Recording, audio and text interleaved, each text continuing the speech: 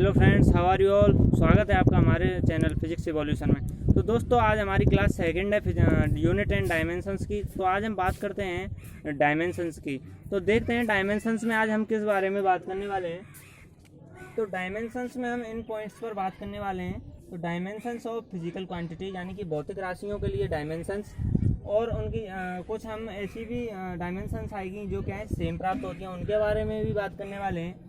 और उसके एप्लीकेशंस के बारे में बात करने वाले हैं और उसकी लिमिटेशंस के बारे में बात करने वाले हैं। तो सबसे पहले अगर हम बात करें कि डायमेंशंस क्या होती हैं, तो क्या है कि किसी भी फिजिकल क्वांटिटी को जब व्युत्पन्न राशि से उसकी मूल राशियों के पदों में लिखा जाता है तो उसे डायमेंशंस यानी कि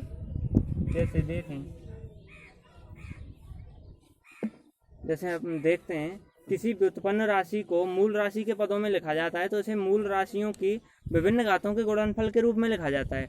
तो इन्हीं घातों को क्या है हम विमा कहते हैं। तो हम बात करें विमा की, जब किसी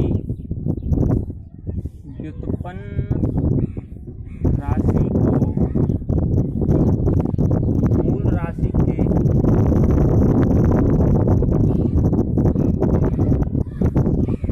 पदों में लिखा जाता है। जब हम किसी व्युत्पन्न राशि को उसके मूल राशि के पदों में लिखा जाता है तो इस व्युत्पन्न राशि को उस मूल राशि के घातों के गुणनफल के रूप में लिखा जाता है, घातों के गुणनफल के रूप में।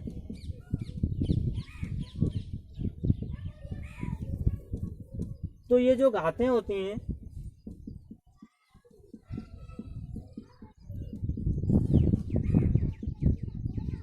यही विमा कहलाती हैं। ये जो हमें घातें प्राप्त होती हैं इन्हीं को हम विमाएं कहते हैं, डायमेंशंस कहते हैं। अब जैसे हम विमाओं के लिए बात करें एग्जाम्पल की, तो सबसे पहले हम अगर बात करते हैं एग्जाम्पल में फोर्स के लिए।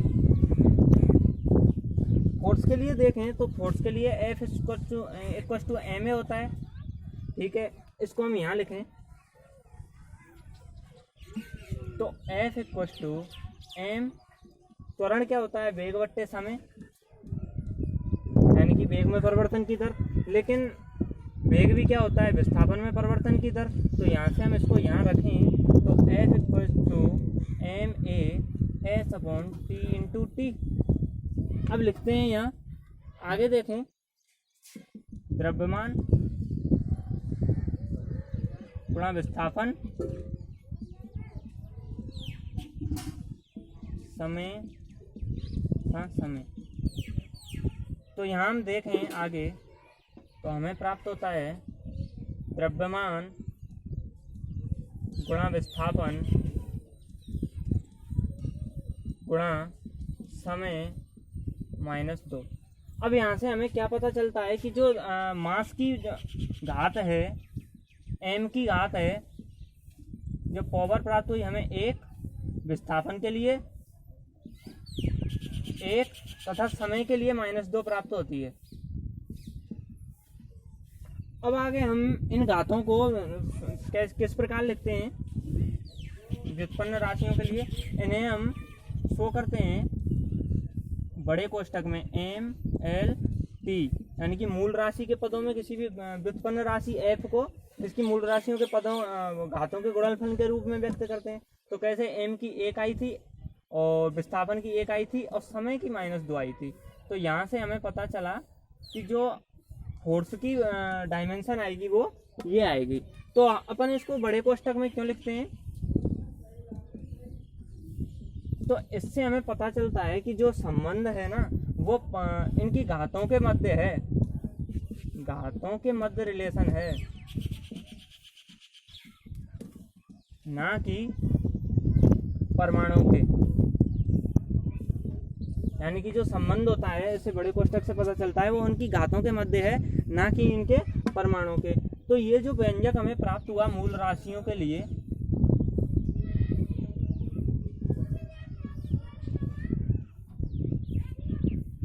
यही व्यंजक विमीय सूत्र कहलाता है। तो यहाँ पर हमारी बात हो गई है विमीय सूत्र के लिए। तो विमीय सूत्र के लिए हमारी यहाँ बात हो गई है। अब आगे बात करें हम कि भाई हम कुछ यहाँ पर हमें समान विमाएं भी प्राप्त होती हैं। यहाँ एक बात ध्यान रखेंगे, यहाँ नोट लगा लेंगे कि जो विमाएं होती हैं ना, डायमेंशंस होती हैं, वो अद्वितीय होती हैं। अद्वितीय का मतलब तो समझते हो ना, अद्वितीय का मीन्स यानी कि एक के लिए सिर्फ एक ही होगी, इसके कोई भी दूसरी विमा नहीं हो सकती। आगे बात करें हम समान विमाओं के लिए, तो यहाँ पर कुछ ऐसी व्युत्पन्न राशियां भी प्राप्त होती हैं जिनकी विमाएं क्या है, समान प्राप्त होती हैं। जैसे हम बात करें आवर्ती, कोणीय आवर्ती और कोणीय वेग, वेग प्रवणता तथा छायांक के लिए, तो उनकी जो डायमेंशन होती है वो हमें प्राप्त होती है। जो हमें डायमेंशन प्राप्त होती है क्या है कि जो हमें कोणीय आवर्ती,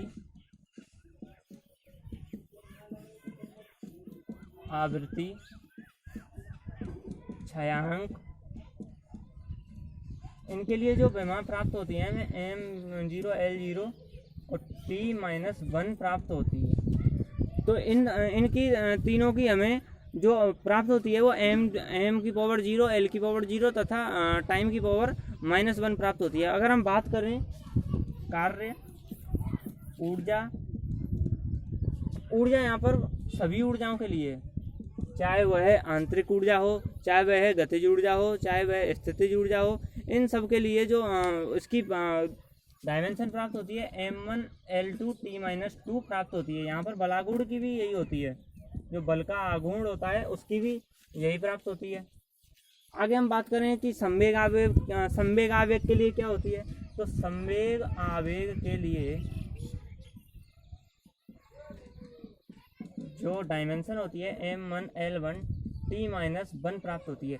ध्यान रखना, ये एयरफोर्स नेवी में कई बार पूछा गया क्वेश्चन है कि संवेग व आवेग के लिए कौन सी विमा होती है, या ऐसे पूछेगा कि निम्न में से कौन सा समान विमाओं के लिए निम्न में से किसकी समान विमाएं होती हैं। तो यहाँ पर आंसर जाएगा संवेग आवेग। ये आप ये ध्यान रखेंगे, ये क्या है, कई बार एग्जाम्स में पूछ लिए जाते हैं।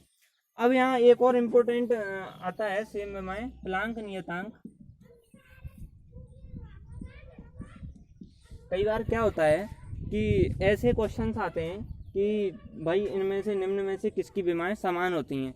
तो आप यहाँ से देख लेंगे, एक और इम्पोर्टेंट होती है प्लांक नियतांक व कोणीय संवेग की।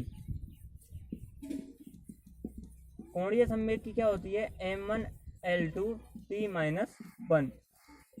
ये कुछ इम्पोर्टेंट डायमेंशंस हैं जो कि जिनकी क्या है, सेम प्राप्त होती है। यहाँ से आप ये नोट कर लेंगे। अब आगे हम बात करें कि एप्लीकेशंस की। अगर हम इसके डायमेंशंस के एप्लीकेशंस की बात करें तो सबसे पहले बात आती है कि दी गई मात्रक पद्धति का मात्रक ज्ञात करना। यानी कि आपके लिए कोई भी राशि दी गई है और आपको उसके दी गई मात्रक पद्धति में उसका मात्रक ज्ञात करना है, तो क्या करेंगे अपन, पहले उस मात्रक पद्धति के मूल मात्रक लिख देंगे,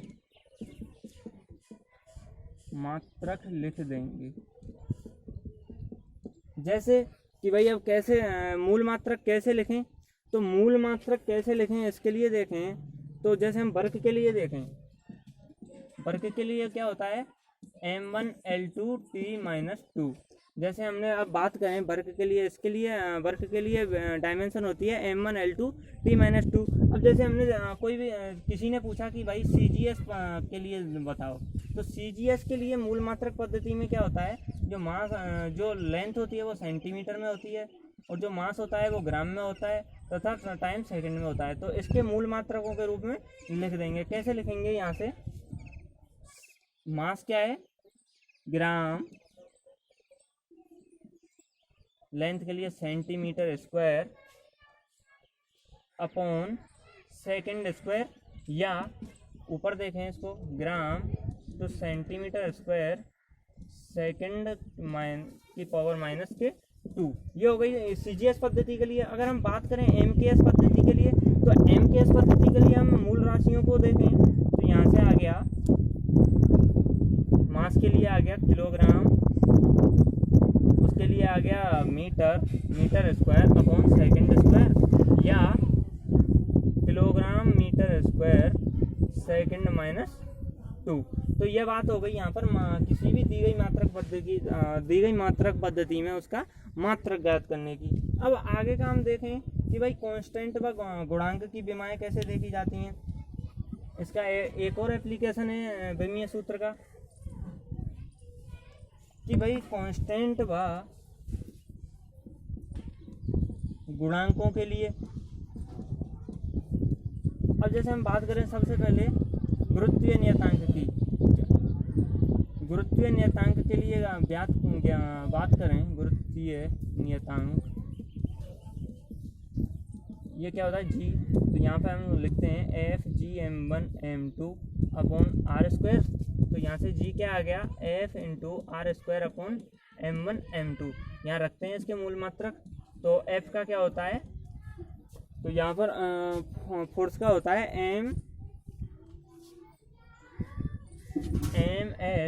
mL/t-2, और लेंथ के लिए हो गया यहाँ L स्क्वायर, तथा मास के लिए हो गया यहाँ m स्क्वायर। तो ये हमारे लिए प्राप्त हुआ। यहाँ से ऊपर गया तो एक घात बची m-1 L2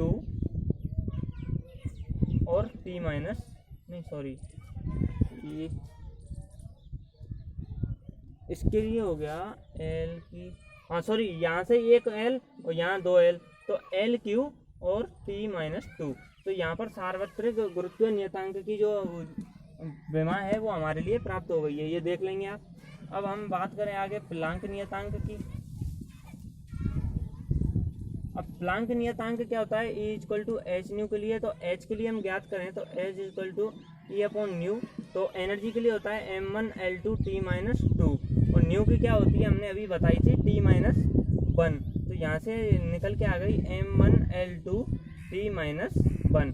तो ये प्लांक नियतांक के लिए आ गई बात। इसी प्रकार हम बात करें श्यानता गुणांक के लिए। श्यानता गुणांक के लिए ये इम्पोर्टेंट होती है, इसकी होती है m1L1 t-1। श्यानता गुणांक के लिए mL-1 t-1। ये कई बार नेवी, एयरफोर्स और कई सारे एग्जाम्स में पूछ लिया जाता है कि श्यानता गुणांक के लिए जो विमा होती है वो क्या होती है। यहाँ आपको बदल के देगा L-1 t-1, L-2 t-2, इनमें से कोई नहीं, ऐसे करके देगा। तो यहाँ से आप देख लेंगे श्यानता गुणांक के लिए ये विमा होती है। अब यहाँ से एक और इसका एप्लीकेशन आता है कि एक मात्रक पद्धति से दूसरी मात्रक पद्धति में उसका बदलना। तो जैसे यहाँ से तीसरे के लिए बात करें, जैसे आपने 1 न्यूटन के लिए बात की, तो आपने यहाँ से SI पद्धति से बदला इसको। तो 1 न्यूटन होता है 10⁵ डाइन के बराबर। ये भी इसका एक एप्लीकेशन हमें प्राप्त होता है। तो यहाँ पर हमारी बात हो गई इसके एप्लीकेशंस की। अब जैसा कि एप्लीकेशंस हैं तो इसकी कुछ लिमिटेशंस भी होंगी। अब बात करें इसकी सीमाओं की, तो सबसे पहली होती है मैंने बताया था कि जो विमाएं होती हैं, विमाएं क्या होती हैं, अद्वितीय होती हैं। लेकिन अभी देखा हमने कि विमाएं क्या होती हैं, अद्वितीय होती हैं, लेकिन कुछ विमाएं समान भी प्राप्त हुई, कुछ विमाएं समान भी प्राप्त हुई। तो ये इसकी एक लिमिटेशन हो गई। अगर हम बात करें दूसरी लिमिटेशन की कि इसके लिए क्या है, हमने यहाँ निकाले गुणांकों और नियतांकों की विमाएं निकाली। विमाएं होती हैं, लेकिन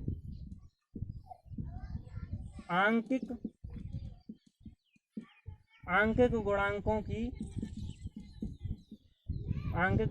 की विमाएं संभव नहीं है। आप क्या है, आंकिक गुणांकों की विमाएं नहीं निकाल सकते। तो आंकिक गुणांकों में जैसे हम बात करें 2 पाई की, के के लिए के इक्वल्स टू 1 के लिए, तो यहाँ पर क्या है गुणांक और नियतांकों की विमाएँ होती हैं, लेकिन आंकिक गुणांकों की विमाएँ क्या है संभव नहीं है। ये भी इसका एक लिमिटेशन हो गया। अगर हम बात करें थर्ड लिमिटेशन की, तो थर्ड लिमिटेशन में क्या है कि विमीय विधि क्या है केवल गुणनफल से प्राप्त फलनों के लिए ही लागू होती है। जैसे कि हमने बात की थी कि जो गुणनफल से प्राप्त होती हैं, जो फलन हमें उसके गुणनफल से प्राप्त होते हैं उन्हीं के लिए लागू होती है। जैसे कि कुछ फलन ऐसे होते हैं s = ut + ½ at², ऐसे फलनों के लिए विमीय सूत्र निकालना या उसका व्यंजक निकालना संभव नहीं है। तो ये भी इसका एक लिमिटेशन हो गया। दोस्तों डायमेंशन में आज के लिए इतना ही। आगे बात करते हैं हम अगले टॉपिक के बारे में। Thanks for this lecture.